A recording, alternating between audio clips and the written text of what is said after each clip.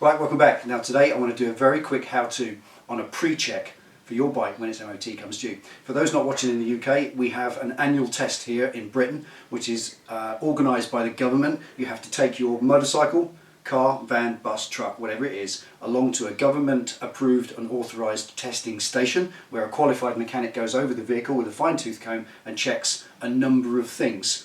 So stick around and stay tuned. I'll show you the basic things we check on Penny's bike because it's due anything. So switch ignition on, kill switch off, you don't need it to run, and just check indicators, check, that's it.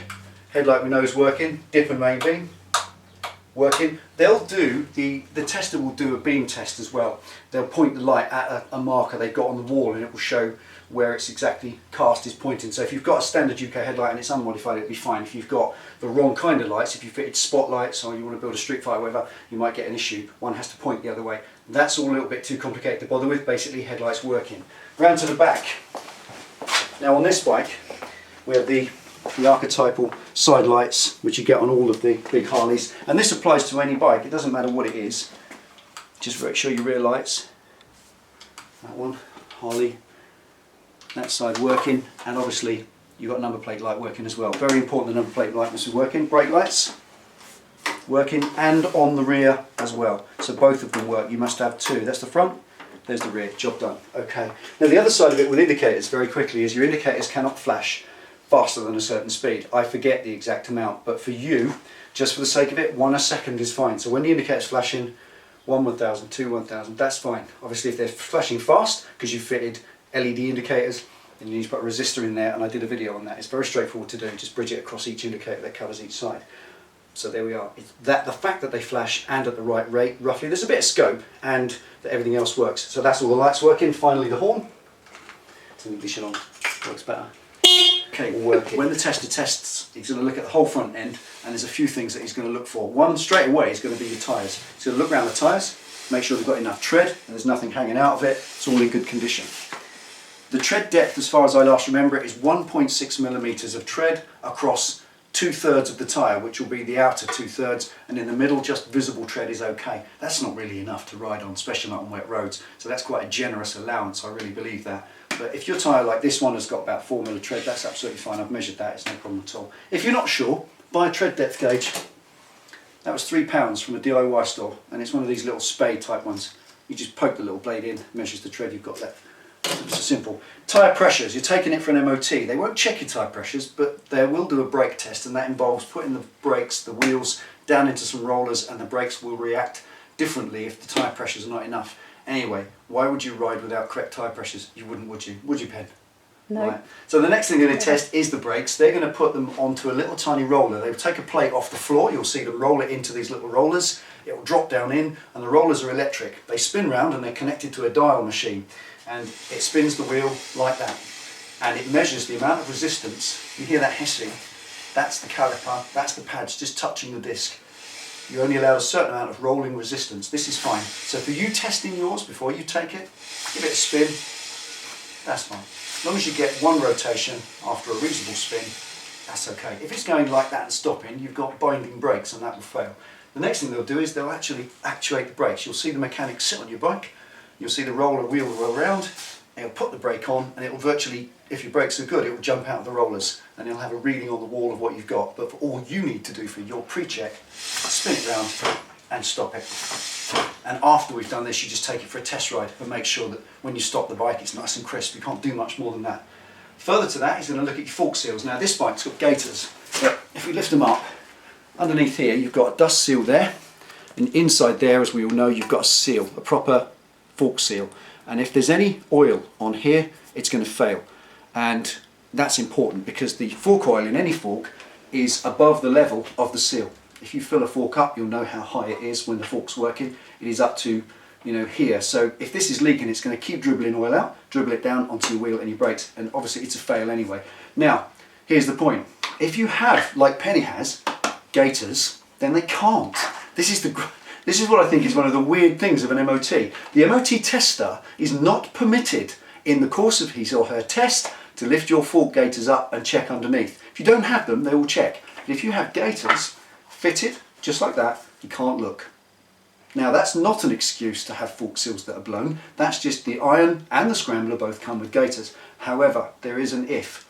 If there's a split anywhere in your gaiters here, it'll fail because that will then fill up with water, which will then sit against there all the time, and it will rust the metal parts inside your seal. So actually, if you do have gaiters, make sure they're in good condition. Now the next thing he's going to check is the headstock. He's going to turn the bars side to side. Now they won't necessarily jack your bike up like we have on the lift. They have a little metal disc on the floor that's got a bearing under it. It's like a floating plate. They'll put the wheel on it and they'll turn it side to side like that. It's quite simple, and they'll make sure that you've got the full movement from lock to lock and that none of the wiring, harness, cables or brake hoses are pinching or stretching. The worst thing, if you have a brake hose that's too short and it stretches a bit one side, they'll fail it because obviously that could snap it. So it's just an integrity check to make sure it's fine. Secondly, the bearings themselves. In the fork here, you've got a bearing at the bottom and a bearing at the top. Come on, that side. Huh? I'll do this in another video. The first set of fork headstock bearings I will cover them, but you've got a bearing lives in that cup there and another one that lives up in there. And they can wear. Over the course of time, you'll find that over going in a straight line, over bumps, these are not like wheel bearings which go round and round. Fork headstock bearings just travel through that all the time, backwards and forwards, just that. And the most of the impact is in a straight line. So they're going up the road over the potholes, that bearing is in one position the whole time and it gets a dent in the bearing cup and that causes a notch in the middle like that. So if you've ever ridden with that, which I have several times, because I've always ridden old bangers, it's pretty nasty to ride with. The bike wanders all over the road, it won't seem to track straight. And if you feel it, he's going to feel backwards and forwards, he's feeling for that little notch.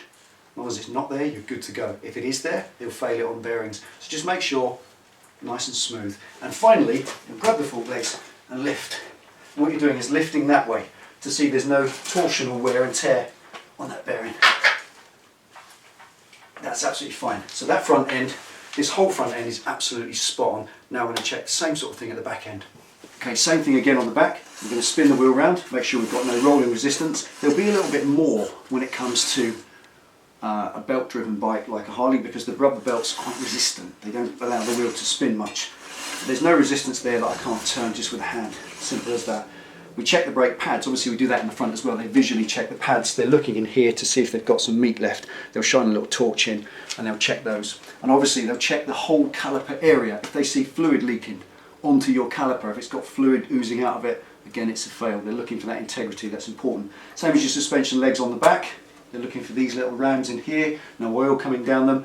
Because obviously oil leaking out of suspension simply means that it's not working properly and you're going to have oil leaking onto potentially brake surfaces and the tyre, which is dangerous. So the bearings again, they'll do a similar check.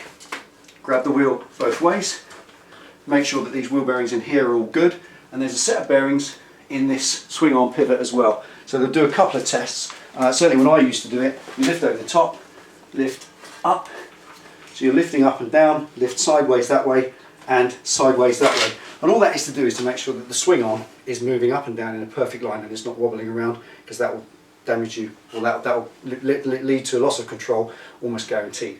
But you'll know this because again, this is your bike. So if you ride your bike, you know it rides beautifully. If it rides a bit weird, then these are the things you investigate.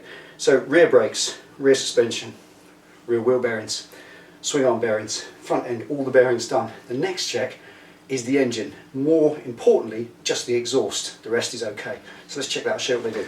Right, the exhaust is a very straightforward test on this because, and I want to make this point between a loud exhaust and a defective exhaust. There are two different things. The rest of the engine, pretty much as long as it's not dripping oil out everywhere, it's absolutely fine. There's really nothing to check on your engine. The MOT is nothing to do with your engine, including your air filter, unless again, like I said, it's leaking. But with the exhaust, you'll see the tester start the vehicle up. They'll run the vehicle for a while, they'll judge the note, the exhaust note. If it's a Harley Davidson or it's a sports bike with a race can, 9 times out of 10 the testers will be fine with that. They may make an advisory loud exhaust, but provided the exhaust itself is correct and it's working, then you're absolutely fine, they'll pass it. And what I mean by that is, it's the joints, where the downpipes join the mufflers or silencers on this bike, and you've got this link pipe in the centre. You get these little gaskets there and here. Now obviously, if a joint in the pipes, in the pipework, is leaking gas, that's defective and it will fail, provided he finds it. Remember, these are human beings checking and they're busy doing it every day, they often miss it. but most of the time they don't. They're pretty vigilant. So if it's a loud exhaust or a race can, provided it doesn't have race use only or not for road use written, stamped into the can, you're good to go. They'll be fine. They'll just put loud exhaust. But if you've got a leak from the top here or from any of the joints, they'll fail it. So they'll run the bike, you'll see them put the hand around the joints, they know where to feel just before it warms up too much, and then they'll make that judgment for the MOT test. And that's your exhaust. There we done. are, pre-MOT check. Get it done, get your bike passed and get it back on the road for another year. I hope that helps. If you've got any questions, drop them in the comments box, see what I can do. Right, so see you next time.